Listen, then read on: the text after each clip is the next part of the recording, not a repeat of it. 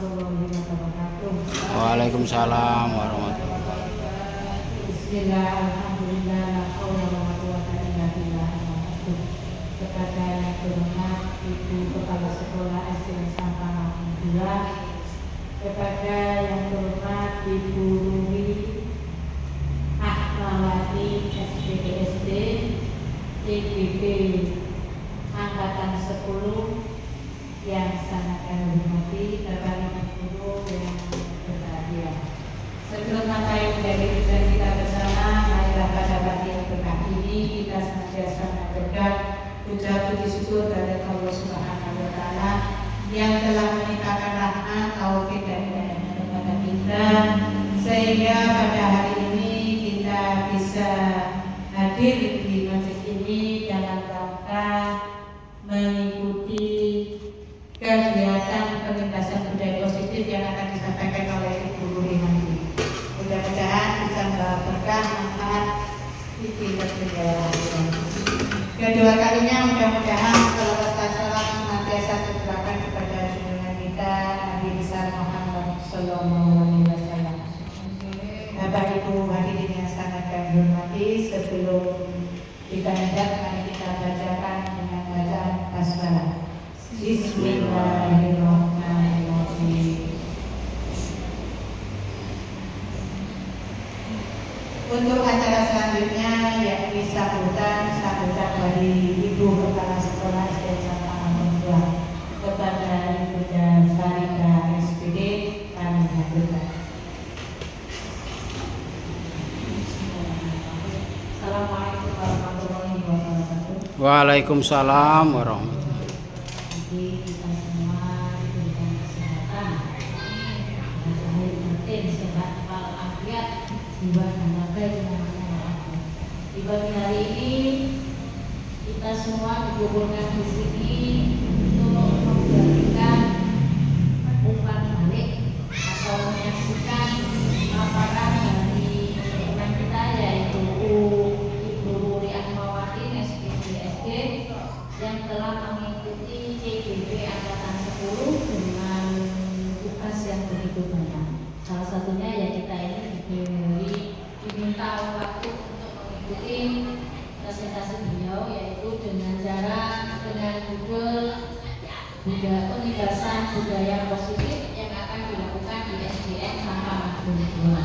Semoga dengan adanya acara ini nanti Bu Ruri selaku CGB Angkatan 10 bisa menerapkan ilmu yang telah diterima di CGB Angkatan 10 dan berjalan lancar sampai lulus selama 6 bulan tanpa ada hambatan. Bapak Ibu, mari kita menyaksikan kegiatan Bu Ruri yang akan dilakukan ini. Saya selaku kepala sekolah hanya memberikan dorongan sehingga ini semua bisa berjalan dengan lancar sesuai apa yang diberikan oleh Bu Ruri. Oke, CGB Angkatan 10. Demikian saja agar pelaksanaan ini berjalan dengan lancar. Saya terima kasih. Apabila ada kalimat yang salah, mohon maaf yang sebesar-besarnya.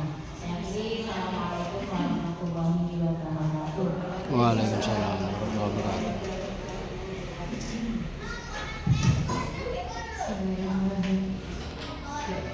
Terima kasih. Assalamualaikum warahmatullahi wabarakatuh. Waalaikumsalam.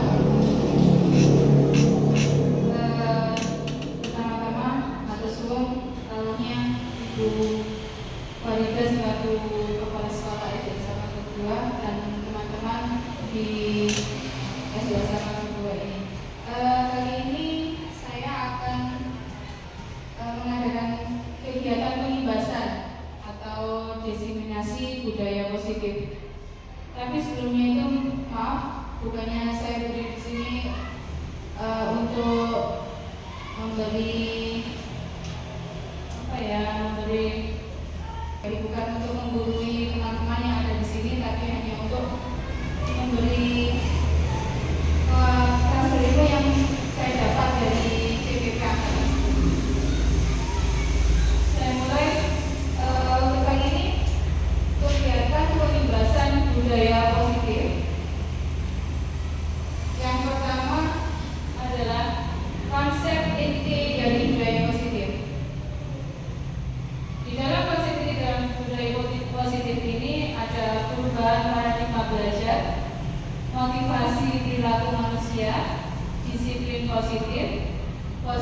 kontrol guru, nilai-nilai kebajikan, keyakinan kelas, kebutuhan dasar manusia, dan yang terakhir segitiga restitusi. Ya, disiplin positif. Setujukah Anda? Hukuman dapat mendisiplinkan anak. Yang B, pemberian hukuman dengan hal positif seperti membaca atau membersihkan halaman sekolah dapat meningkatkan disiplin anak. Dan yang C, memberi penghargaan dapat meningkatkan motivasi belajar anak. Mohon Bapak Ibu berkomentar dari pertanyaan 3 ini. Apakah setuju? Setujukah Anda? Apakah tidak setuju dengan hal tersebut? Monggo. Terima kasih Bu Duli. Mohon maaf, ini bukan berkomentar ya, mungkin lebih tepatnya berpendapat dan kita saling sharing. Kalau menurut saya pribadi, nomor 1 hukuman dapat mendisiplinkan anak.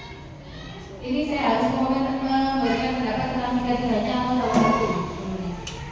Ketiga-tiganya dulu. Ketiga-tiganya. Setuju, tidak setuju saja. Ya, berarti tanpa alasan gitu ya. Ya. Kalau tanpa alasan, 1, yang pertama hukuman dapat mendisiplinkan anak. Mungkin kalau yang dapat mendisiplinkan anak itu menurut saya adalah namanya konsekuensi. Kalau saya lebih setuju. Kalau hukuman dapat mendisiplinkan anak ini, ya, kalau saya tidak setuju. Saya punya konsekuensi yang harusnya bisa. Yang B, pemberian hukuman dengan hal positif seperti membaca atau membersihkan halaman sekolah dapat meningkatkan disiplin anak. Kalau dengan hal positif saya setuju. Kemudian yang C, memberi penghargaan dapat meningkatkan motivasi belajar anak. Ini saya 50-50 karena yang separuh itu saya setuju. Karena kadang anak-anak itu kalau tidak ada reward itu agak malas memang. Meskipun kita harus sadar bahwa anak itu dituntut untuk tidak selalu mendapat hadiah untuk melakukan kebaikan seperti itu. Tetapi di lapangan kita menemui banyak hal seperti itu, bahwa penghargaan itu masih anak-anak itu masih mengharapkan hal tersebut. Yang tidak setuju yang tadi, kalau saya tidak setuju karena apa? Karena nanti kalau anak itu tidak diberi hadiah atau reward, terkadang anak itu malas melakukan hal baik seperti itu. Terima kasih. Atau membersihkan halaman sekolah dapat meningkatkan disiplin anak. Setuju ya Bu ini tadi ya. Yang C yang 50-50 ya setuju dan tidak setuju karena ada pemberi penghargaan. Sekarang coba pembelajaran dengan paradigma baru. Sesuai dengan yang tadi, pembelajaran dengan paradigma baru merupakan pembelajaran yang dirancang berdasarkan prinsip pembelajaran berdiferensiasi, sehingga para peserta didik sesuai kebutuhannya berdasarkan tahap perkembangan sesuai teori psikologi modern untuk mewujudkan profil pelajar Pancasila. Profil pelajar Pancasila itu ada berkebinekaan global, bertakwa kepada Tuhan Yang Maha Esa, mandiri, bernarasi, kreatif, dan gotong royong. Dengan pernyataan itu tadi, dengan pernyataan yang sudah dikemukakan oleh beliau, coba kita buktikan untuk memperagakan kepala tangan. Kepala tangan, coba buka kepala tangan berisi brilian. Anggap saja jenengan sekarang sedang memegang brilian di tangan jenengan, Bapak Ibu. Anggap saja sedang memegang brilian. Coba minta teman Anda untuk mengambil brilian itu. Bagaimana Anda? Apakah mempertahankan? Apa langsung dibuka, Bu? Mempertahankan. Mempertahankan ya. Dengan rayuan apapun mempertahankan ya. Nah, saat Anda membiarkan kepala itu terbuka, apakah alasan Anda? Capek.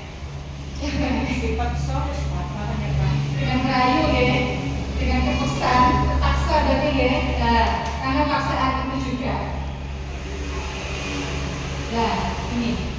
mendispensasi kita sama juga untuk mengontrol murid kita. Makna kontrol tadi ya mendisiplinkan anak dengan keadaan dan lainnya. Ilusi kontrol, ilusi guru mengontrol murid. Kita tidak dapat memaksa murid berbuat sesuatu sama dengan tadi yang sudah memegang berlian yang ada di dalam. Teman Anda disuruh membuka, apakah mau? Tidak mau ya. Sama juga dengan ilusi guru mengontrol murid kita itu, Bapak Ibu. Kita tidak dapat memaksa murid berbuat sesuatu jikalau murid tersebut memilih untuk tidak melakukannya atau tidak membukanya. Tidak, maksudnya tidak mau melakukannya. Dan ilusi bahwa semua penguatan positif efektif dan bermanfaat. Penguatan positif, bentuk-bentuk kontrol dalam jangka tertentu murid menyadari dan mencoba menolak. Aku tidak mau, aku tidak mau melakukan itu. Kadang nonton ya Bapak Ibu seperti itu dengan anak. Bisa jadi murid menjadi tergantung pada pendapat guru. Ya bagus, terserah sama Bu. Aku gak belum kok, sama kesel. Biasanya begitu ya. Terus ilusi bahwa kritik dan membuat orang merasa bersalah dapat menguatkan karakter. Menggunakan hal tersebut menuju pada identitas gagal. Jadi membuat mereka merasa bersalah. Saya ini gak salah, tapi kok aku berani terus saya. Kenapa aku gagal wes? Jadi namanya identitas gagal Bapak Ibu. Terus ilusi bahwa orang dewasa memiliki hak untuk memaksa. Perilaku memaksa tidak akan efektif untuk jangka waktu panjang dan sebuah hubungan permusuhan akan terbentuk. Mungkin apa? Kalau kita memaksa teman kita atau murid kita akan permusuhan kan yang terbagi, yang terbesit di hati mereka. Bu guru kata suatu pagi ini, aku jengkel tak licin kayak guru biasa ya, usaha guru musuh seperti itu. Tapi bisa lakukan Bu. Nah, ini untuk mengubah paradigma stimulus respon ke pendekatan teori kontrol, stimulasi respon, realitas kebutuhan, realitas kebutuhan kita itu sama. Dan teori kontrol realitas intinya kita tuh berbeda kebutuhan kita, ya kan? Contohnya bubur dengan Bu Ani. Bubur suka yang makanan yang lembek-lembek, gamok. Tapi Bu Ani belum tentu seperti itu. Nah, makanya itu realitas kebutuhan pada dasarnya kita sama. Stimulus responnya, tapi teori kontrolnya realitas atau kebutuhan kita berbeda tergantung latar belakang masing-masing. Dan semua orang melihat hal yang sama. Contohnya kita makan nasi Bapak. Tapi ada untuk setiap orang memiliki gambaran berbeda bahwa nasi itu banyak gulanya, benci manis seperti itu. Itu bagi yang benci manis. Tapi kalau tidak benci manis, jadi semua orang melihat hal yang sama bahwa nasi itu marki, mengenyangkan. Terus stimulus responnya kita mencoba mengubah orang agar berpandangan sama dengan kita. Seperti kita pada murid kita, kerjakan biar kamu dapat nilai rapor yang baik. Biasanya kita seperti itu ya. Jadi pandangan kita sama. Tapi teori kontrol kita berusaha memahami pandangan orang lain tentang dunia. Bijiku 100 Bu, tapi ternyata saya tidak bisa berhitung. Kadang ngomong ya, kadang kurang teliti. Atau mungkin di rumah HP bisa di rumah komputer, tapi mengerjakan UAS banyak yang salah. Seperti itu. Terus perilaku buruk dilihat sebagai suatu kesalahan, tapi teori kontrol semua perilaku memiliki tujuan. Itu mengubah paradigma stimulus respon ke pendekatan teori kontrol. Sekarang kita ke disiplin positif. Disiplin mengacu pada disiplin diri yang memiliki tanggung jawab terhadap apa yang dilakukannya berdasarkan nilai-nilai yang diyakini. Untuk menciptakan murid yang merdeka, syarat utamanya adalah harus ada disiplin yang kuat. Kenapa? Ya. Disiplin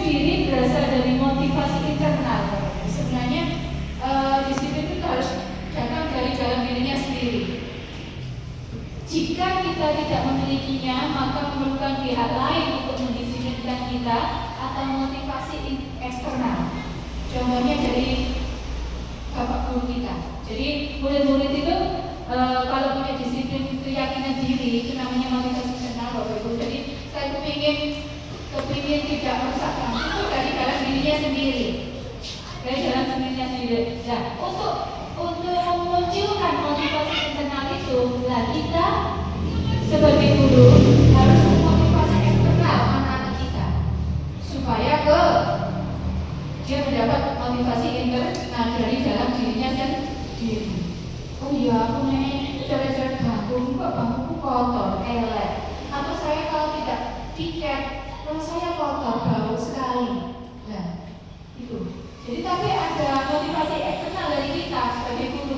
Tolong anak-anak ya, silakan piket supaya apa? Supaya kelas kalian bersih. Dan kita mengatakan seperti itu sebagai motivasi eksternal. Dan untuk motivasi internalnya, anak-anak berpikir sendiri dari dalam dirinya sendiri. Saya harus piket seperti itu. Disiplin positif merupakan salah satu cara penerapan disiplin yang bertujuan untuk menumbuhkan kesadaran serta memberdayakan peserta didik tanpa imbalan, penghargaan atau reward, ancaman atau hukuman. Nah, tadi sudah ada dibully katanya karena kalau tidak ada reward, anak-anak malas melakukannya ya. Ya, tapi saya jawab tidak semua nih Bapak Ibu. Saya contohkan seperti ini. Ada sebuah sekolah, dia tuh penuh dengan dengan disiplin yang diterapkan. Si A dan si B. Si A ini selalu membuat kesalahan. Gurunya berjengkel. Diberi apa hukumannya kira-kiranya? Atau rewardnya apa? Bukan reward ya, kalau hukuman bukan reward, dia sanksi. Dan yang tidak pernah melakukan sesuatu, dia hanya selalu tertib anaknya. Nah, jengkel gini aja. Ada berapa guru berunding gini aja. Kalau anak yang nakal itu kita beri. Ternyata setelah diterapkan, yang sering melakukan kesalahan dia nggak remeh. Alah, aku juga gambar doa enak gambaran kuake, aku seneng gambar. Ternyata yang tidak membuat kesalahan, dia tidak punya kreativitas. Misalnya dia ingin gambar, dia tidak disuruh gambar, kenapa tidak membuat kesalahan? Nah, makanya itu. Jadi kalau pendapat saya, penghargaan atau reward atau ancaman atau hukuman itu tidak efektif untuk dilakukan ke anak-anak. Disiplin positif, tujuan kita adalah menciptakan murid yang memiliki disiplin diri sehingga mereka berperilaku mengacu pada nilai-nilai kebajikan universal dan memiliki motivasi intrinsik, motivasi intrinsik dari dalam dirinya dalam perubahan perilaku ke arah yang lebih baik. Nah, di sini tadi ada nilai-nilai kebajikan. Ini Bapak Ibu nilai-nilai kebajikan. Nilai yang disepakati bersama, lepas dari suku, bangsa, agama, bahasa maupun latar belakangnya. Profil pelajar Pancasila, contohnya beriman dan bertakwa pada Tuhan Yang Maha Esa dan berakhlak mulia, berkebinekaan global, gotong royong, mandiri, kreatif, dan bernalar kritis. Contohnya, toleransi, rasa hormat, itu namanya nilai kebajikan. Integritas, menghargai antar sesama, antusias, empati, keingintahuan, kreativitas, kerjasama dengan teman yang bukan kerjasama dalam OAS, nyontek, percaya diri dan komitmen. Jadi percaya diri, kalau memang saya mau untuk bisa tidak jalan, saya mau. Kamu bisa, ya Bu, saya bisa. Percaya diri dan komitmen. Jika saya sudah ditunjuk untuk ikut kemah, Bu Guru sudah memberi saya kepercayaan, jadi saya harus melakukan sesuai kemampuan saya. Komitmen. Nanti tanggung jawab pada dirinya sendiri. Terus keterampilan hidup atau life skill, dapat dipercaya, lurus hati, pendengar yang aktif, tidak merendahkan orang lain, dan memberikan yang terbaik dari diri. Itu nilai-nilai kebajikan kita. Dan saya lanjutkan. Sekarang kita ke kebutuhan dasar manusia. Kebutuhan dasar manusia itu adalah segala sesuatu yang kita lakukan untuk mendapatkan apa yang kita inginkan. Seluruh tindakan yang kita lakukan memiliki tujuan tertentu, dan semua usaha terbaik yang kita lakukan adalah dalam rangka agar kebutuhan dasar kita terpenuhi dengan baik. Contohnya kebutuhan dasar manusia itu ada 5, Bapak Ibu. Yang pertama, bertahan hidup, kasih sayang dan rasa diterima, penguasaan, kesenangan, dan kebebasan. Contoh dari 5 kebutuhan dasar manusia yang bertahan hidup adalah makanan, pakaian, tempat tinggal, keamanan, dan kesehatan. Itu adalah kebutuhan dasar manusia yang pertama, yaitu bertahan hidup. Bagaimana supaya kita bisa bertahan hidup? Ada makanan yang kita konsumsi tiap hari, ada pakaian yang menutupi badan kita, tempat tinggal supaya kita terhindar dari panas dan hujan, dan keamanan, rasa nyaman dalam diri kita, dan kesehatan. Semua itu kebutuhan dasar manusia bertahan hidup. Kalau kita sehat, kita bisa melakukan semuanya di Bapak Ibu ya. Terus yang kedua adalah kasih sayang dan rasa diterima. Rasa diterima, dipedulikan, berbagi dengan sesama, kerjasama, menjadi bagian dalam kelompok. Tuh, rasa kasih sayang dan rasa diterima. Makanya anak-anak kadang kalau melakukan kesalahan, biasanya perlu kita dampingi. Ada apa mungkin di rumah atau di sekolah, mungkin dia kurang kasih sayang di rumah. Mungkin bagian besar itu. Karena salah satu kebutuhan dasar manusia. Yang ketiga adalah penguasaan. Penguasaan contohnya yaitu harga diri, keinginan untuk dianggap. Aku loh ada di sini, Bu Ani, begitu. Mungkin kurang perhatian di rumah, kurang perhatian. Kalau di sini dia selalu mencari-cari kesalahan supaya gurunya memperhatikan dia. Jadi keinginan untuk dianggap. Memimpin. Sebenarnya setiap manusia itu kepingin memimpin, Bapak. Semuanya. Cuma kurang percaya diri saja. Berprestasi. Semuanya juga pengen berprestasi. Semua juga pengen dapat piala. Diakui dan didengar. Kepingin didengar. Setiap orang juga pengen didengar. Tidak hanya murid kita saja, kita juga sebagai guru kadang-kadang ingin curhat, ingin dengar dengan teman kita. Ya. Terus yang keempat adalah kebebasan. Kebebasan itu mandiri, memiliki pilihan, mencoba hal baru, mampu mengendalikan arah dirinya. Jadi meskipun bebas, tapi mampu mengendalikan arah dirinya. Apakah itu positif? Apakah negatif? Tidak harus bebas. Negatif pun dilakukan, tidak bebas tapi terarah, mampu mengendalikan arah dirinya. Dan yang terakhir adalah kesenangan. Setiap manusia, anak-anak kita pun sendiri, pengen bermain juga kan? Kapan pengen guyon dengan teman-temannya ya? Tidak sepanang dengan humor, antusiasisme dan tertawa. Tidak menuntut awal. Harap apa beda biasa digarap. Motivasi perilaku manusia. Jadi manusia itu berperilaku itu alasannya yaitu itu yang pertama untuk menghindari ketidaknyamanan atau hukuman. Jadi perilaku manusia itu menghindari ketidaknyamanan atau hukuman. Itu namanya motivasi ekstrinsik. Kita sebagai guru itu untuk mendapatkan imbalan atau penghargaan dari orang lain. Dan motivasi internal kita untuk menjadi orang yang mereka inginkan dan menghargai diri sendiri dengan nilai-nilai yang mereka percaya. Itu motivasi dari setiap perilaku manusia. Nah, ini ada hukuman, konsekuensi, dan restitusi. Kira-kira Bapak Ibu semua melihat hal ini, hukuman, konsekuensi, restitusi, bagaimana Bapak Ibu? Dengan murid tidak tahu apa yang akan terjadi jika tidak dilibatkan. Bersifat satu arah, berubah hukuman fisik atau psikis. Contohnya tadi pagi saya anak-anak main bola, bolanya terkena saya Bapak Ibu. Terus saya bilang begini, nanti kalau kena guru lagi, bolanya tak ambil loh. Seperti itu tadi hukuman di bawah. Kenapa?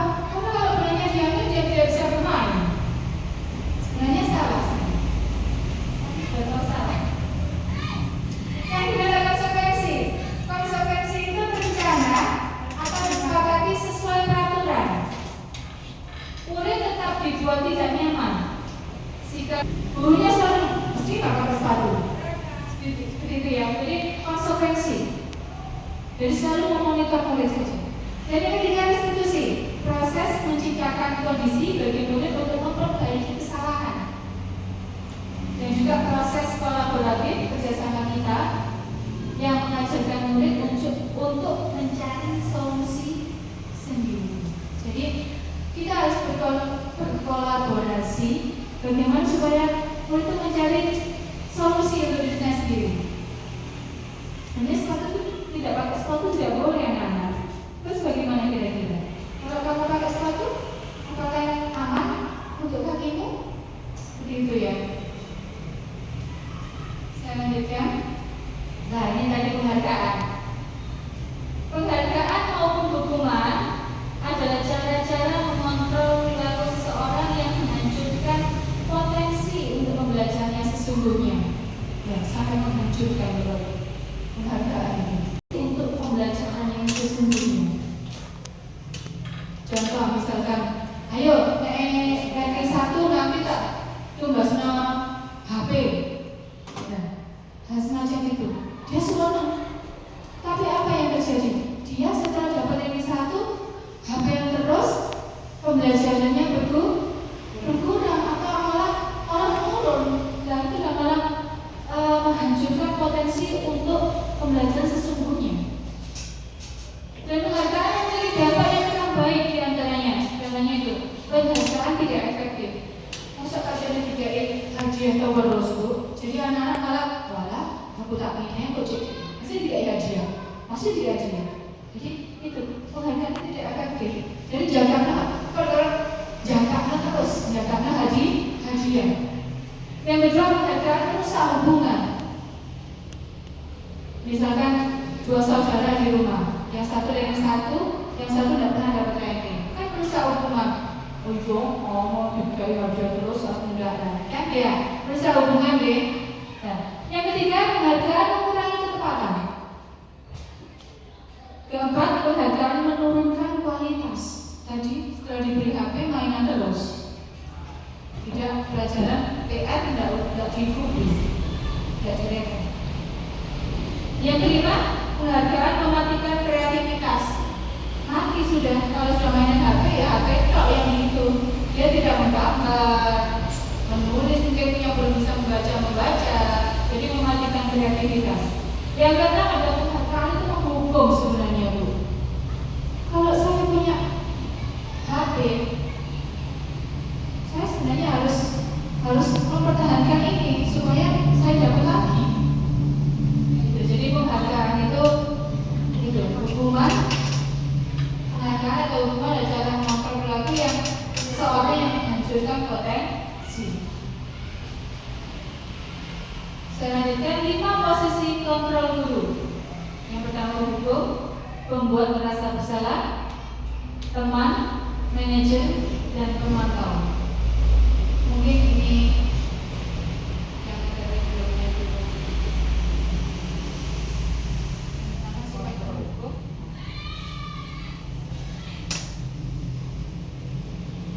Ini menghukum.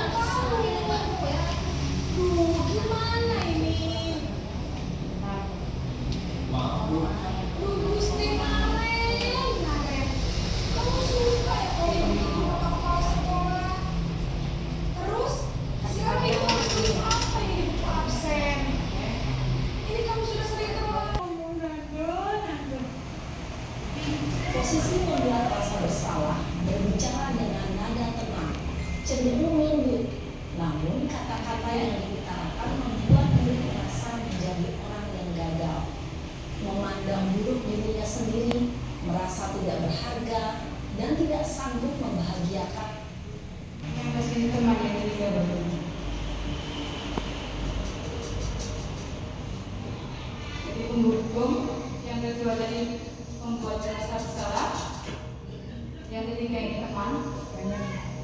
Naren.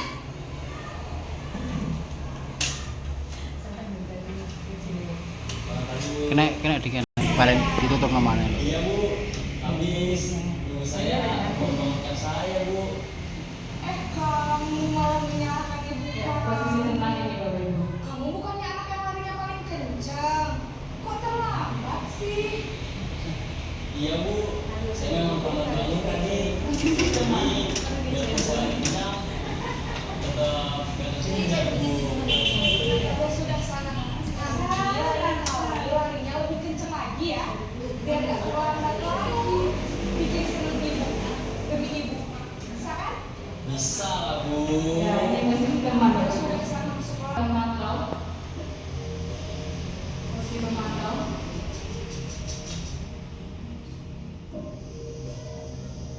Naren.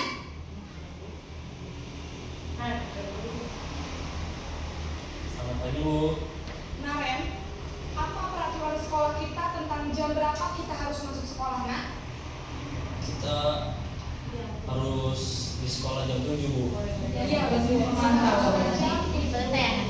Kalian sudah tahu prosedur dengan rapat hadir. Paham Bu, saya harus tinggal kelas pas jam istirahat selama 20 menit. Iya benar, konsekuensinya demikian. Jadi nanti jam 9.30 pas istirahat, kamu harus tinggal di kelas, kerjakan tugas tambahan dan ketinggalan kamu, ya. Baik Bu. Ya, ini posisi manajer.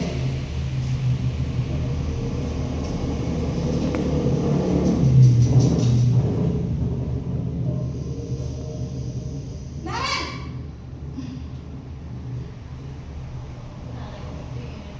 Selamat pagi Bu. selamat pagi Naren. Maaf, Suaranya Bu. lebih Saya terlambat. halus. Sekolah masuknya jam 7, sekarang sudah jam 7.20. Jadi sekarang bagaimana ini Naren? Saya lupa dalam sekolah. Baiklah, menurut kamu, keyakinan sekolah yang mana yang perlu kamu tingkatkan? Menghargai diri sendiri dan Di posisi manajer orang lain ini mungkin ya Bu. kelihatan ada hukuman nggak, Pak? Apakah Naren meyakini prinsip saling menghormati tersebut? Iya Bu, saya meyakininya. Apakah Naren bersedia memperbaiki masalah keterlambatan ini? Bersedia Bu. Bagaimana kamu akan memperbaiki masalah keterlambatan ini? Intinya bagaimana Hmm, mencari solusi. saya akan coba untuk tidak lupa menyetel alarm saya Bu. Baik, kalau Naren lupa menyetel alarm di Ini rumah, motivasi ada orang ekspresi yang kira-kira dari bisa bantu guru. mengingatkan tidak? Ada Bu. Kakak saya, Kak Emma. Ada lagi selain Kak Emma? Selain Kak Emma, ada ibu saya. Baik, Dia mencari solusi yang sendiri. mengingatkan Naren adalah Kak Emma dan ibu kamu ya. Kira-kira akan mulai setel alarm kapan nih Naren? Setelah pulang sekolah, akan segera saya lakukan. Baik, Posisi manajer. jadi Naren akan setel alarm untuk bangun besok pagi dan Jadi akan dapat didapatkan motivasi dari ekstrinsik kakak dari dan Bunda Naren ya. Ibu gurunya. Ada lagi yang mungkin perlu dilakukan Naren agar tidak terlambat bangun lagi. Tidak ada Bu. Baik Naren, terima kasih untuk kerjasama kamu. Sekarang kamu perlu kembali ke kelas untuk belajar. Baik Bu, terima kasih. 5 posisi kontrol guru. Dari kalau hukuman, penghukum, jadi kita berkata kasar ya, dan langsung dihukum, disuruh lari, membuat rasa bersalah, teman, pemantau, dan yang terakhir tadi manajer. Kira-kira Bapak Ibu pilih yang mana? Manajer ya? Kami jarang ya? Itulah.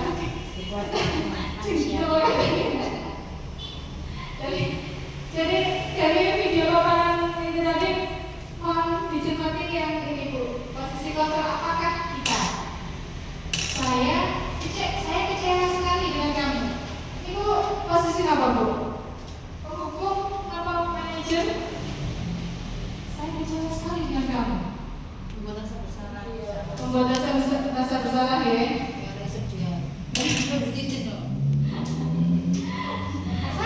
Terus kamu juga pernah benar kan aturannya? Itu juga rasa bersalah ya, membuat rasa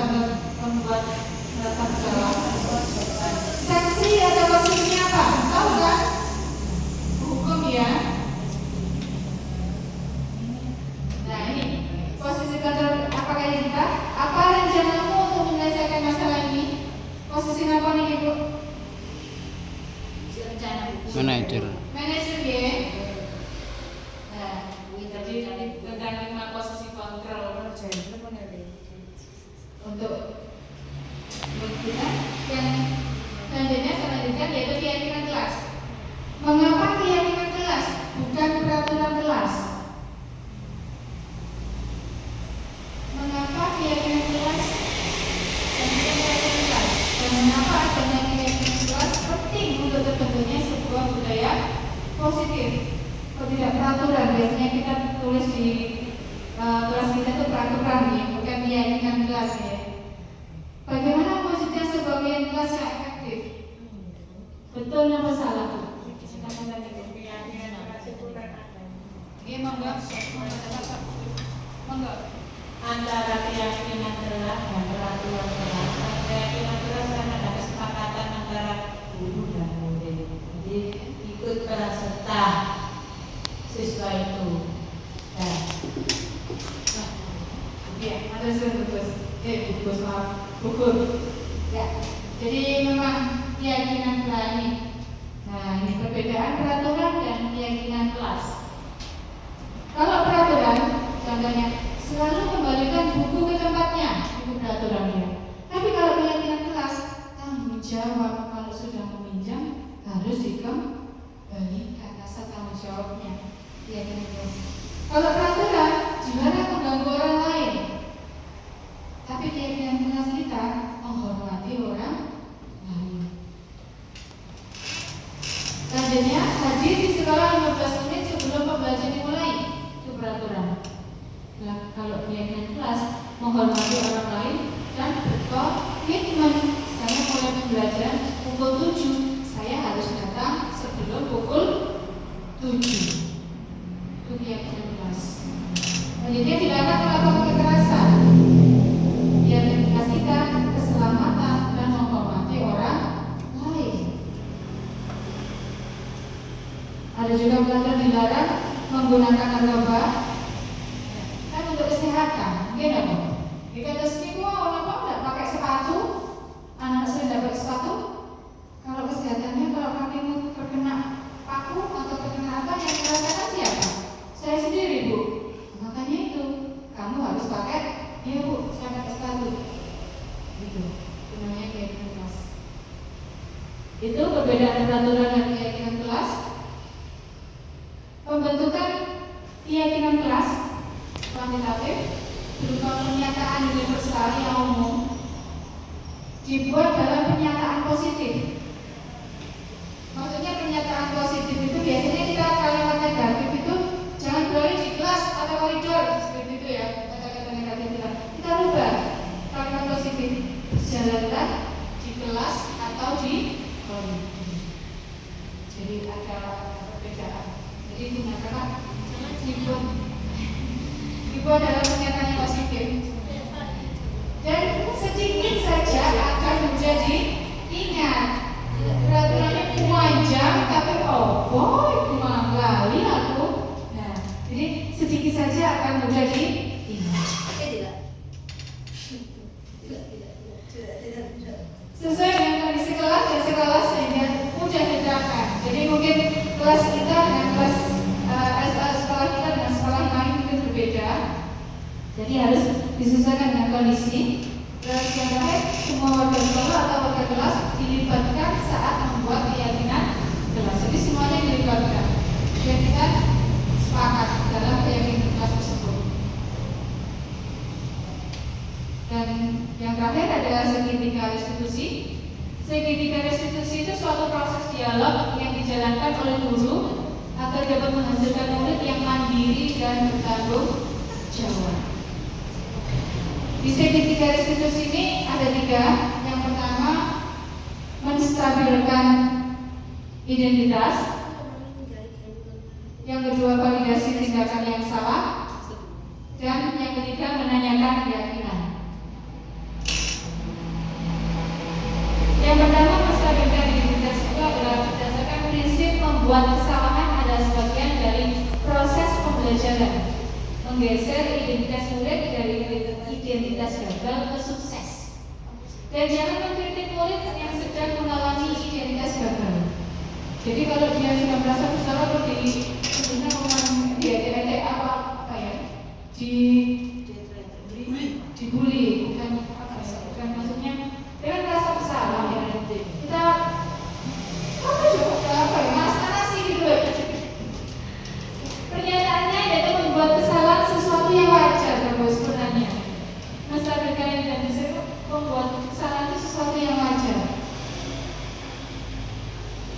Setiap orang pernah membuat kesalahan ya. Kadang ada pesan begini, sebuah kesalahan itu adalah sebuah pensil dan dapat dihapus sewaktu-waktu. Tapi tidak semua nih apa yang disengaja. Contoh saat ini jadi dapat dihapus, tapi itu cukup menjadi pelajaran. Yang kedua, manusia tidak ada yang sempurna, Bapak Ibu. Manusia tidak ada yang sempurna, tapi kita tidak mau mengulang kesalahan untuk kedua kali. Meskipun ada simbol manusia tidak ada yang sempurna, tapi kita berusaha untuk sempurna. Tapi sebenarnya manusia tidak ada yang sempurna. Yang ketiga, kita bisa memperbaiki masalah ini. Semua masalah bisa kita selesaikan. Yang keempat, saya tidak menanyakan kesalahannya, tetapi fokus memperbaiki masalah. Contohnya Nara tadi, posisi manajer, kita tidak menanyakan kesalahannya, tapi fokus memperbaiki masalah. Apa di balik kesalahannya itu apa? Yang kelima, apakah saat ini kamu tengah menjadi orang yang baik untuk dirimu sendiri? Alhamdulillah mungkin ya. Yang kedua adalah validasi tindakan yang salah. Jadi semua tindakan yang salah kita validasi. Berdasarkan prinsip setiap perilaku berupaya memenuhi suatu kebutuhan tertentu, dan guru akan bergeser dari pemikiran stimulus respon menjadi proaktif. Mengenali dan mengakui kebutuhan murid ini dapat memperbaiki hubungan dengan murid, dan pertanyaan atau pernyataan disampaikan dengan nada suara tidak menghakimi atau memojok. Pertanyaannya, kamu bisa saja tidak lebih gegabah lagi hari ini, dan kamu bukan melakukannya tanpa suatu alasan tertentu. Jadi divalidasi dulu tindakan yang salah itu apa saja. Dan kamu melakukannya karena mempertahankan sesuatu yang penting. Contohnya mana tadi mungkin di rumah dia terlambat karena membantu orang mempelajarinya. Kita susah ya. Yang ketiga, menanyakan keyakinan. Termotivasi intrinsik, keyakinan tadi kita yang sudah kita buat tadi apa? Saat dilakukan validasi dan identitas sukses telah stabil, maka murid telah siap menaikkan keyakinannya dengan tindakan yang salah. Oh iya, tindakan saya maaf Bu, tindakan saya tadi salah, saya terlambat. Tindakan tadi. Sebagai keluarga atau kelas, apa yang kita yakini? Apa keyakinan kelas kita yang sudah kita buat tadi? Itu sisi hidup. Jadi kesimpulannya, dalam penerapan program disiplin positif, hendaknya kita sebagai guru memiliki standar kepribadian, profesional, dan sosial yang baik, di mana guru mampu merevisi dirinya dalam posisi kontrol saat ini. Bagaimana perjalanan dirinya sebagai among atau manajer yang menuntun murid-muridnya menjadi insan yang mandiri, merdeka, dan bertanggung jawab. Semoga anak-anak kita mempunyai insan yang mandiri sesuai dengan visi kita kemarin, mandiri dan berkarakter dan merdeka dan bertanggung jawab. Moga mungkin dari paparan yang sudah pengibasan yang sudah saya sampaikan dari ibu saya di BPB, mungkin ada yang berpendapat dari apa yang saya sampaikan. Dan maaf, di sini saya bukan yang menggurui ibu kepala sekolah atau teman-teman, saya hanya berpendapat.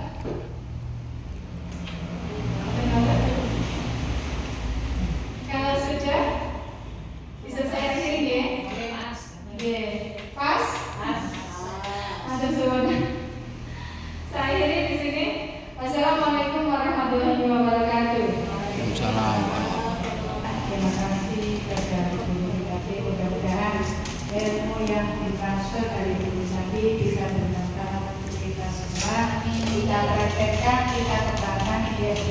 kesampahan keluarga kita.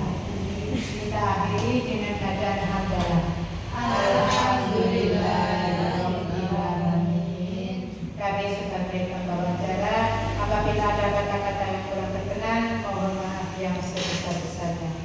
Akhirul kalam. Wassalamualaikum warahmatullahi wabarakatuh.